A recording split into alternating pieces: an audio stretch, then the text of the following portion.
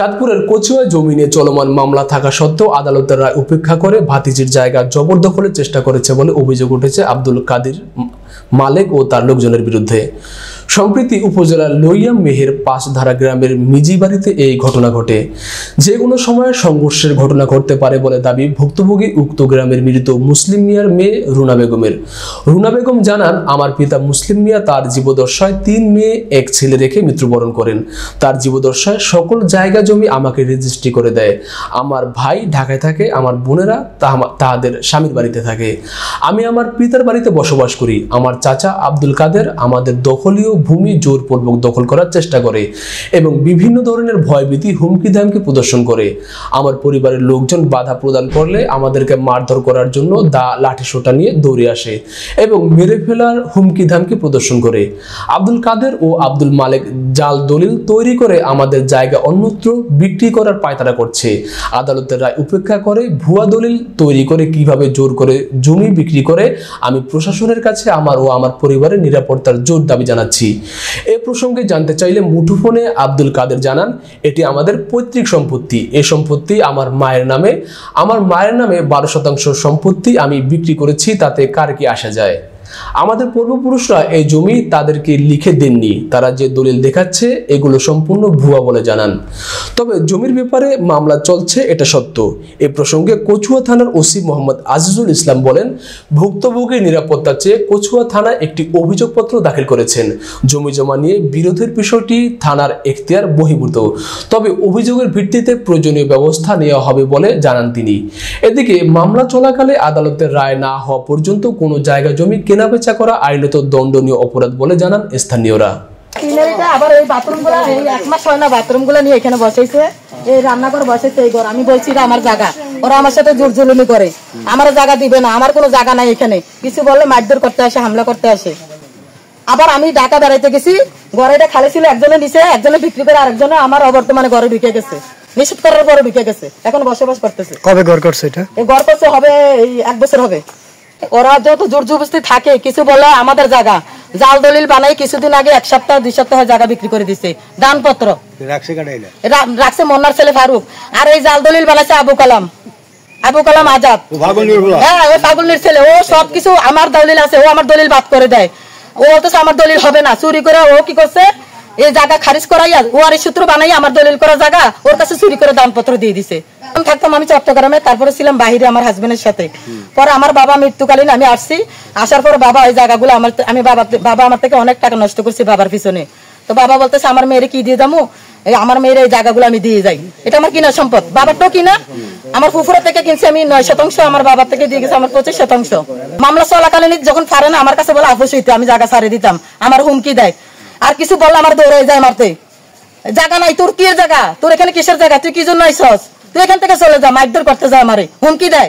ওদের ছেলে ফেলে ওরা সবাই মিলে এই যে ঘরগুলো উড়াইছে, এগুলো আমার জায়গা। আমি 100 বার বলছি আমার দলিল আমার দলিল, ওরা বলতেছে না আমার কোনো দলিল নাই, আমার জায়গা নাই, আমার কথা, আমার সাথে কথাই বলে না। এখানে অনেক দরবার হয়েছিল এবং অভিযোগ থানার অভিযোগ হয়েছিল। এখন যেখানে একটা আদালতে মামলা চলে, এই আদালতে মামলা শেষ না কইরা ওনা কি কইরা জায়গা বিক্রি করে কোর্টের মধ্যে মানে মামলা আছে।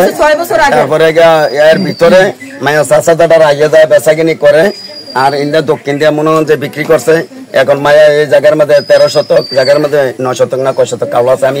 আপনি কার থেকে কিনছেন? আমি কিনছি আমার দাদা শ্বশুর, চাচা শ্বশুর, ওরা সবাই আমার রাষ্ট্রকে দিছে। আচ্ছা, যখন দেখছেন এটা নিয়ে মামলা চলে, আপনি কেন কিনলেন?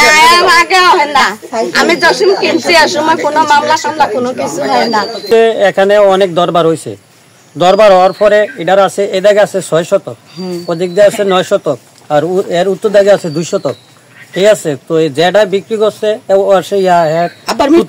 ওদের 1 শতক।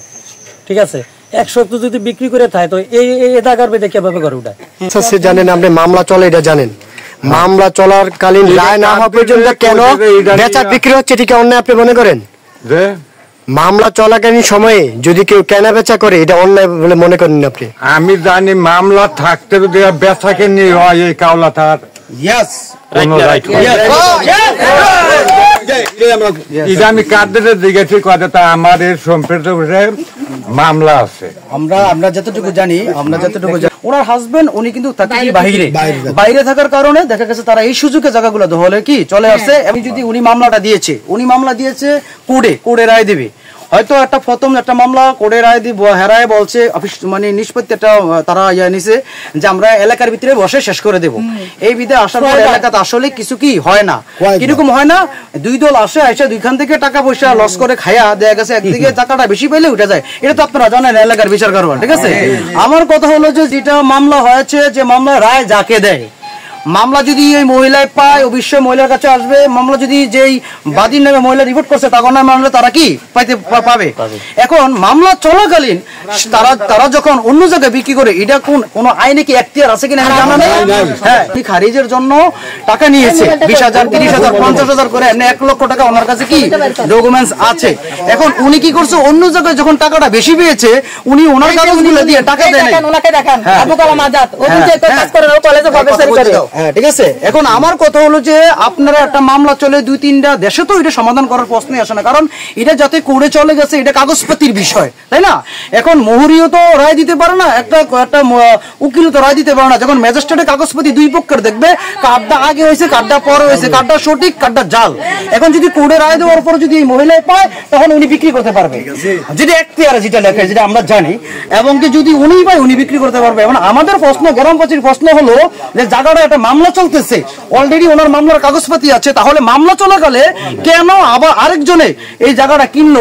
ওই লোকটি জানে নাই যে কি এই মামলা হয়েছে, মামলা। তাহলে আমার মনে হয় যে ওরা জিজ্ঞাসা করার প্রয়োজন আমাদের আপনাদের, যে কেন তে জানে মামলা হচ্ছে বা দরবার হয়েছে, দরবার হওয়ার পরে সে কেন জায়গাটা কিনেছে।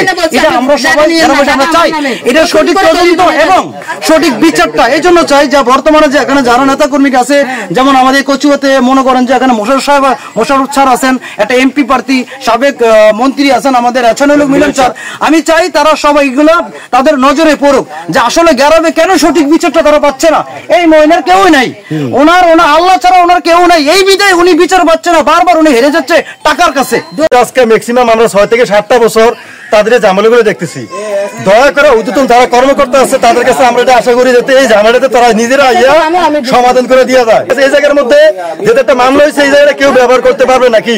আমাদের কোর্টের অর্ডার স্যার, তো কোর্টের অর্ডার দিনে তার বলে জায়গাটা কিভাবে ব্যবহার করবে চলে। মামলা চলতেছে আজকে 2 বছর ধরে, মামলাটা চলতেছে হাইকোর্টে 2টা, আর থানাতে আছে 5টা। ওই দিন আমি একটা সাধারণ চিঠি করছি, আমার পুলিশ আছে, তো ওরা পুলিশের এখানে গিয়ে বসাই ফেলছে। বসা ওরা বলতেছে কি ভুল করে বসবে, ভুল করে আমি 7 বার করছি, দরবার দিছি, আমি পুলিশ আছি, ওরা পুলিশের এখানে বসাই। কেন যাবো আমি? জায়গার ব্যাপারে কি আপনাকে কোনো হুমকি টুমকি দিচ্ছে? আমার পরশুদিন আমাকে মারতে আসছে, এই যে মজুমিয়া বলতেছে আমার মাটির সাথে আসবে, তাদের আমার শাবল নিয়ে এসে মারতে, এখানে ভিডিও করা আছে। তারপর কাছে না কিছু বললো আমার হুমকি দেয়, তো দৌড়ে আছে, মোবারকের ছেলেরা আমার দৌড়ে আছে, আমি একা, আমি নিরাপত্তা না এখানে। আমরা শুনলে কি কেসে মধ্যে একদম জানি যে জায়গা জমি মধ্যে তেতে তাহলে জোরে। এখন এটা প্রকৃতভাবে পাওনা কে হয়?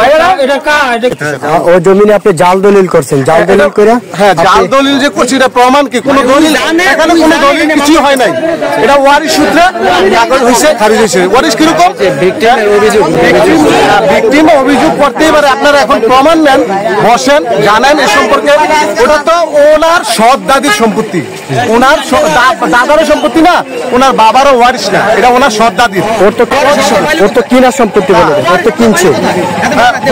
হ্যাঁ, ওর ওয়ারিশ সনদ ওনার কাছে আছে। কার? এটা কিনা সম্পত্তি না, যেটা কিনছে এটা ওয়ারিশের রেকর্ডিয়া, মানে তার সৎ দাদির সম্পত্তি। আপনি কি করেন এভাবে, মানে কি মোহরের কাজ করেন? আমি এলাকাতে আমি মানে আগে চাকরি করছি, আমি তহসিলদারি চাকরি করছি, ভূমি অফিসে চাকরি করছি, এখন আমি কলেজে আছি।